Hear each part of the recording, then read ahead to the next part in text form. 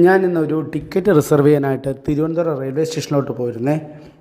ഒരുപാട് മാറ്റങ്ങൾ വന്നിട്ടുണ്ട്. റിസർവേഷൻ കൗണ്ടർ ഇപ്പോൾ താഴത്തെ നിലയിലാണ്. ഞാനൊരു റിസർവേഷൻ ഫോമൊക്കെ ഫില്ല് ചെയ്ത് അവിടെ കണ്ട ക്യൂവിലോട്ട് കയറി നിന്നു. ഒരു 20 മിനിറ്റെങ്കിലും അവിടെ നിന്നിട്ടുണ്ടാവും.